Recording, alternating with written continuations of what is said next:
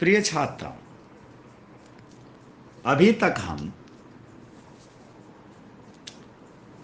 साहित्य के इतिहास लेखन की परंपरा की चर्चा कर रहे थे। इस चर्चा में जॉर्ज ग्रियर्सन द्वारा रचित the modern vernacular literature of Hindustan की चर्चा की थी। इस ग्रंथ का हिंदी अनुवाद हिंदी साहित्य का प्रथम इतिहास शीर्षक से डॉक्टर किशोरीलाल गुप्ता द्वारा किया जा चुका है। यानी कि एक प्रामाणिक इतिहास की दृष्टि से अनेक त्रुटियों के बावजूद लोग इसको पहला ऐतिहासिक ग्रंथ मानते हैं हिंदी साहित्य के इतिहास के संदर्भ में। अब तुम्हें यह थोड़ा सा भ्रम हो सकता है, इसलिए मैं स्पष्ट कर दूं कि मैंने पहले कहा था कि पहला साहित्य के इतिहास ग्रंथ होने का श्रेय गारसा दत्तासी को जाता है। तो फिर ये हिंदी साहित्य का प्रथम इतिहास the modern vernacular literature of Hindustan कैसे हो? मैंने इसी दृष्टि से शुरू के व्याख्यानों में बताया था कि प्रामाणिक इतिहास और इतिहास की परंपरा के हिसाब से साहित्य का इतिहास। तो जब इतिहास लेखन की परंपरा के हिसाब से साहित्य के इतिहास की बात करेंगे तो वहां गारसा दत्तासी का इस्तवार दलाल तृत्युर एंदुई ए हिंदुस्तानी ही आएगा, लेकिन उसमें प्रामाणिकता का इस दृष्टि से अभाव है कि ऐतिहासिक ग्रंथ होने के बावजूद साहित्य के इतिहास की दृष्टि से जिन बातों को महत्व देना चाहिए वो उसमें नहीं है।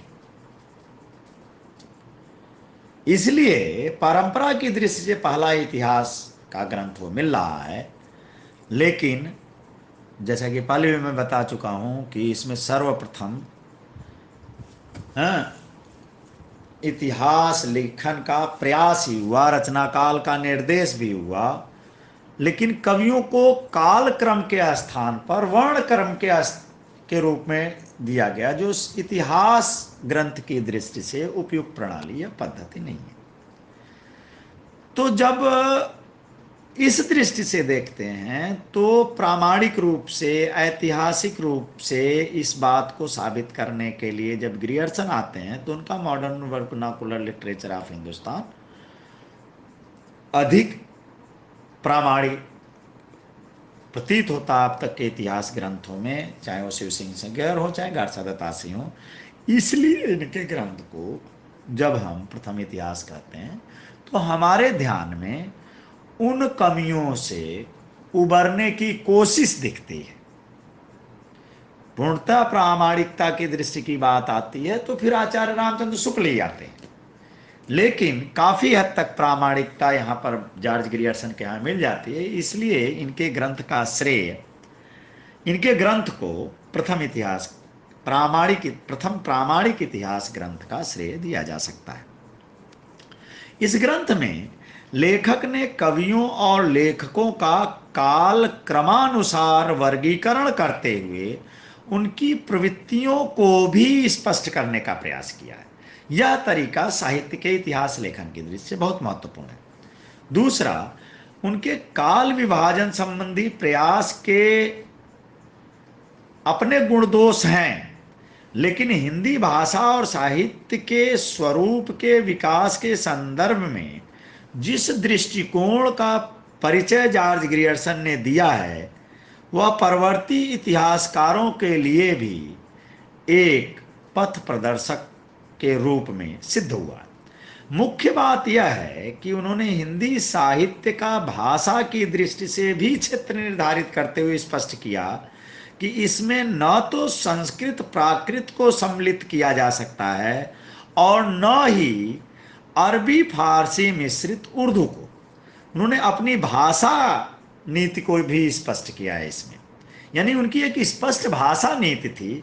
उस भाषा नीति को स्पष्ट करते हुए उसकी भूमिका में भी उन्होंने लिखा कि मैं आधुनिक भाषा साहित्य का ही विवरण प्रस्तुत करने जा रहा हूं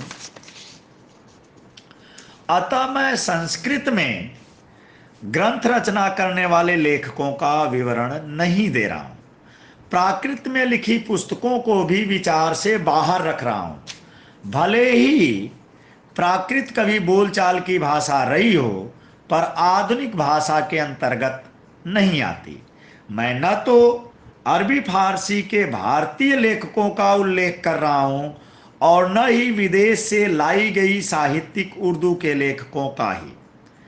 यानी कि जॉर्ज ग्रियर्सन उन लोगों में से थे जो हिंदी और उर्दू, या दूसरे शब्दों में कहें कि हिंदुस्तानी, इसको एक भाषा नहीं मानते थे।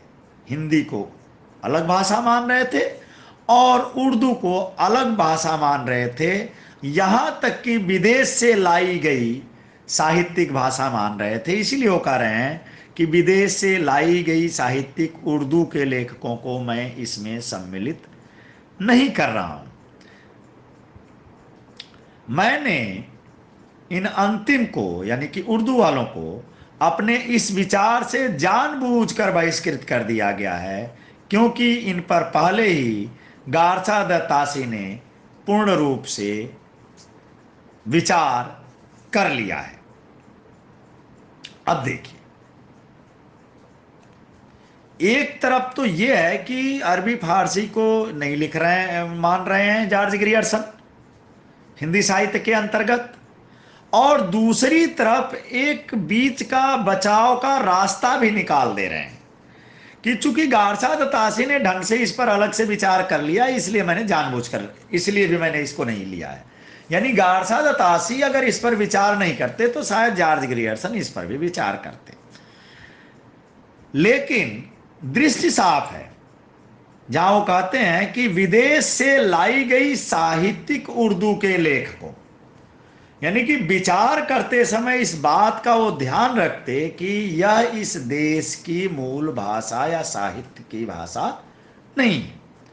यह इस दृष्टि से महत्वपूर्ण है जब आगे चलकर डॉक्टर रामविलास शर्मा हिंदी और उर्दू दोनों को अलग अलग भाषाएं नहीं मानते, उर्दू को भी हिंदी ही मानते हैं, क्योंकि उर्दू भी खड़ी बोली हिंदी है जो दिल्ली, मेरठ, मुरादाबाद आदि स्थानों पर, रामपुर आदि स्थानों पर बोली जाने वाली बोली थी। उसी का परिष्कृत रूप खड़ी बोली हिंदी के रूप में विभिन्न साहित्यकारों के यहाँ मिलता है। इसलिए उर्दू महत्वपूर्ण है कि उर्दू कोई अलग भाषा ना होकर हिंदी ही है, खड़ी बोली हिंदी, यानी हिंदी का एक रूप है। वो अलग से भाषा नहीं है, बाहर से आई हुई भाषा नहीं है।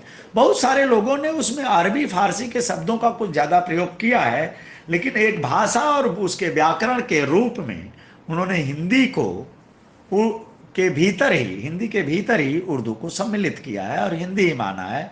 यह विदेश से आई हुई भाषा नहीं है। वैसे भी भाषा क्षेत्र विशेष की होती है, और उस क्षेत्र विशेष की दृष्टि से देखें तो उर्दू हिंदी क्षेत्र के भीतर की भाषा है, कहीं बाहर से आई हुई भाषा नहीं है। उर्दू के नामकरण के पीछे भी एक बहुत लंबी प्रवृत्ति और इतिहास मिलता है कि इस शब्द का प्रयोग मूलतः दक्षिण भारतीय औरंगजेब के दक्षिण भारतीय अभियान के समय हुआ, जहां पर स्थानीय लोगों ने एक सैनिक शिविरों की भाषा को उर्दूए मुअल्ला कहा। अर्थात ये सैनिक शिविरों की भाषा है, सैनिक दिल्ली से गए थे तो दिल्ली की भाषा को बोल रहे थे, और वहाँ पर बाजार वजार के काम में वहाँ के लोगों से इनका संवाद हुआ, संप्रेषण हुआ, और उसमें यह शब्द उभर करके आया।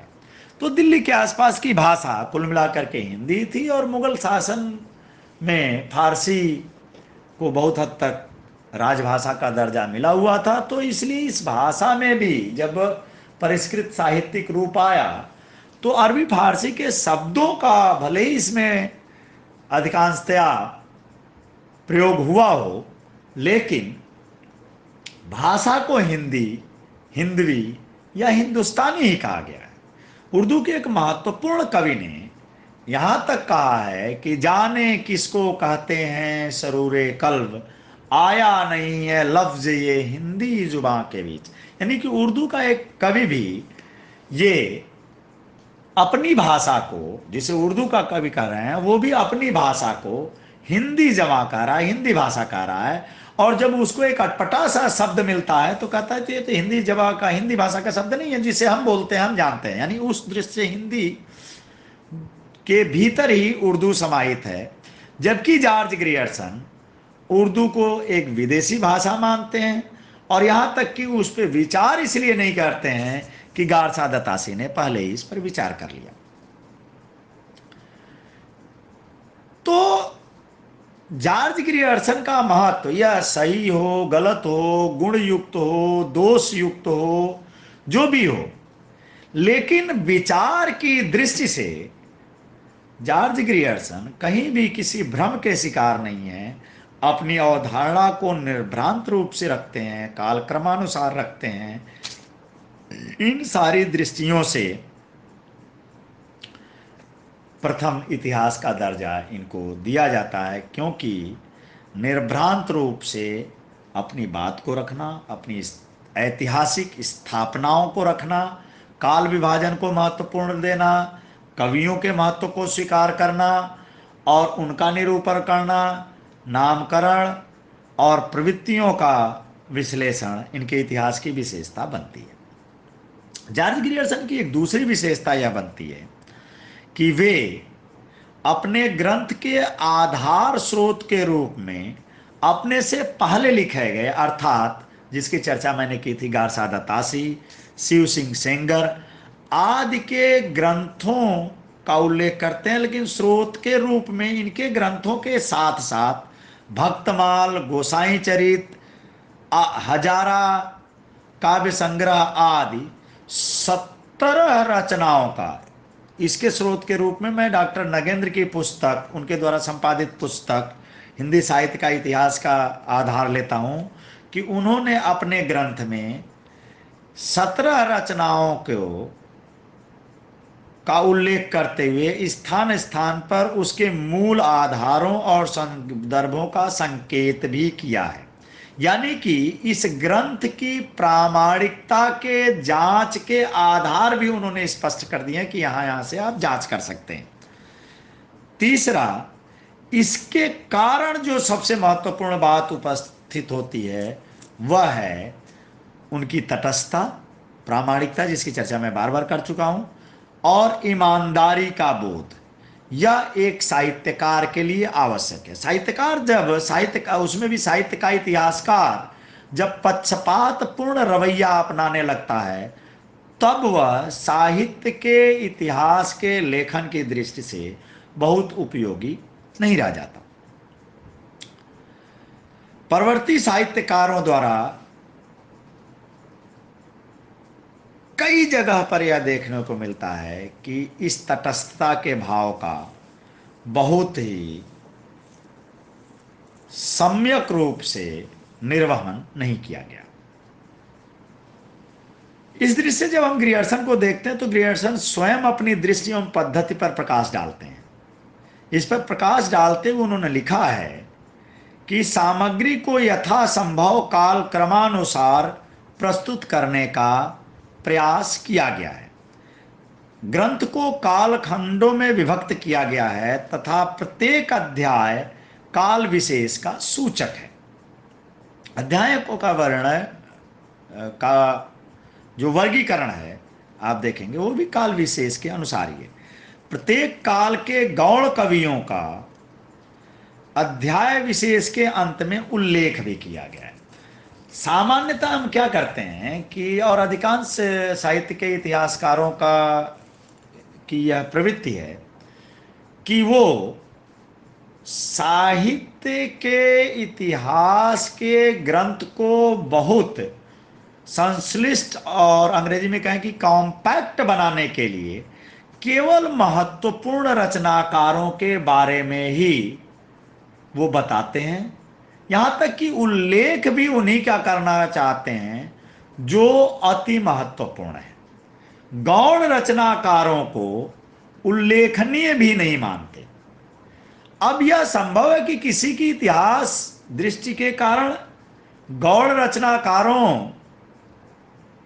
का महत्व स्थापित न हो पाए, या यह भी संभव है कि आप उसकी महत्ता को पकड़ ना पाए, इसलिए उसको महत्वपूर्ण ना माने।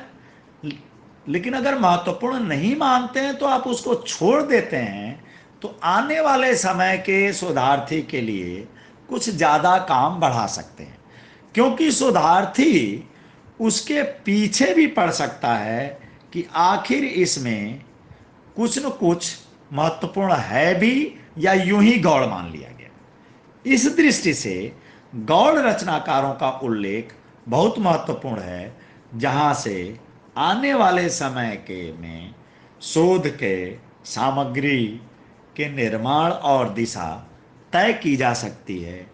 और कई बार यह प्रमाणित भी हो चुका है कि जिसे कभी गौड़ माना गया, जब उसकी रचनाओं को ढंग से खंगाला गया तो वो एक महत्वपूर्ण कवि के रूप में स्थापित हुआ। बस आज इतना ही।